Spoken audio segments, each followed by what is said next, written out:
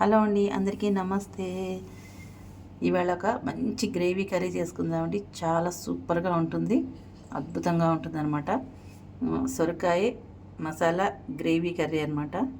చాలా చాలా టేస్టీగా ఉంది, అద్దరిపోయింది. దానికి కావాల్సిన మసాలా అండి, ఉల్లిపాయ ముక్కలు, టమాటా ముక్కలు, అలాగే కొంచెం బాదం వేసుకున్నాను, జీడిపప్పు, అలాగే కొంచెం వెల్లుల్లి, అల్లం ముక్క, పచ్చిమిరపకాయలు, లవంగాలు, ఇలాచి, దాల్చిని, ఇవన్నీ కలిపి నేను నీళ్ళల్లో ఉడికించేసుకున్నానండి. ఉడికిన తర్వాత ఒక చిల్లుల ప్లేట్లో నీళ్ళన్నీ వడపోసుకుని పెట్టుకున్నాను.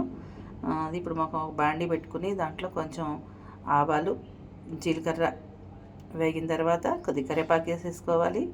వేసుకుని అది కూడా వేగిన తర్వాత మనం ఉల్లిపాయలు కట్ చేసుకుని పెట్టుకున్నాం కదా, ఉల్లిపాయలు కట్ చేసుకుని పెట్టుకోవాలండి. ఆ ఉల్లిపాయలు కూడా దీంట్లో వేసేసుకుని పైన కొద్దిగా ఉప్పు వేసుకుని కొంచెం పసుపు వేసుకుని వేయించేసుకోవాలి. ఇది కొంచెం ఉల్లిపాయలు వేస్తే కొద్దిగా నీరు వస్తుంది కదా, మాడిపోకుండా ఉంటుందని ముందు ఉల్లిపాయలకు సరిపడ మాత్రమే ఉప్పు వేసుకుని వేయించుకుని పెట్టుకోవాలి. ఇప్పుడు మనం ఏదైతే ఉడికించుకుని పెట్టుకున్నామో మసాలా అంతా ఒక మిక్సీ జార్లో వేసేసుకుని దాంట్లో కొద్దిగా అదేంటి ఆ సీడ్స్ ఉంటాయి కదా, దాని పేరు గసగసాలు, గుర్తు రాలేదు తొందరగా. గసగసాలు కూడా వేసుకుని మెత్తగా చేసుకుని పెట్టుకుందాము. ఈ ఉల్లిపాయలు వేగే దాంట్లో ఇది కూడా వేసేసుకుని వేయించేసుకోవాలి. బాగా మొత్తం కలుపుకొని వేయించేసుకోవాలన్నమాట. ఇప్పుడు దీనికి సరిపడ కూడా ఉప్పు, కారం, కొద్దిగా పసుపు వేసేసుకుని బాగా మొత్తం కలిపేసుకోవాలి. మొత్తం అవంతా కలిసేటట్టు అంతా కలిపేసుకుని కొద్దిగా సేపు ఉడకనిద్దాము. కానీ చాలా టేస్టీగా ఉందండి, సూపర్ టేస్టీగా ఉందన్నమాట. ఒక్కసారి తింటే మళ్ళీ మళ్ళీ తింటారు. చేసుకుని అదిరిపోతుంది. ఈ చపాతీ, పూరి అలా దేనికైనా బాగుంటుంది. ఇంకా అసలు బిర్యానీలోకి, ఫ్రైడ్ రైస్లోకి అయితే చెప్పద్దు, అంత టేస్టీగా ఉంటుందన్నమాట. ఒకసారి ట్రై చేసి చూడండి. బాగా కలిపిస్తున్న తర్వాత మనం ఏదైతే కట్ చేసి పెట్టుకున్నామో సొరకాయ ముక్కలు దీంట్లో వేసేసుకుని మొత్తం అడుగు నుంచి పైదాకా దానికి మొత్తం కలిసేంత వరకు కలిపేయాలి.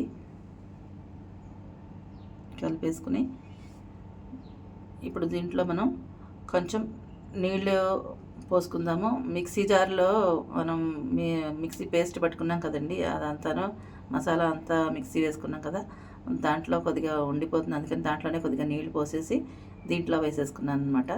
సరిపడా నీళ్లు పోసుకుని ఇప్పుడు దీన్ని మూత పెట్టుకుని ఒక 20 మినిట్స్ అయినా వదిలేయాలండి. ఉడుకుతుంది అనమాట, అలాగా సన్నని సెగలో ఉడుకుతుంది. ఉడికిన తర్వాత ఒకసారి మూత తీసి చూసాను అనమాట, ఎలా ఉంది ఉడికిందా అని. చాలా మటుకు ఉడికిపోయిందండి. ఇంకా 2 మినిట్స్ అయితే అయిపోతుంది అనమాట.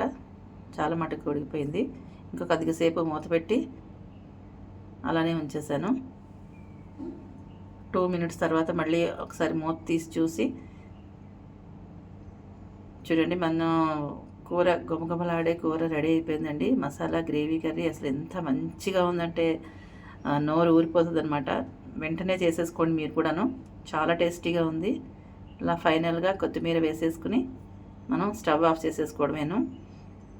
ఇది సర్వింగ్ బౌల్లోకి తీసేసుకుని మనం వడ్డించేసుకోవడమే. చపాతీ అంటే చపాతీ, పూరి అంటే పూరి, దేనికైనా సరే, బిర్యానీ, ఫ్రైడ్ రైస్, రైస్లోకి చాలా బాగుందండి.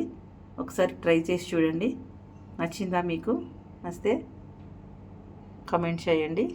Thank you.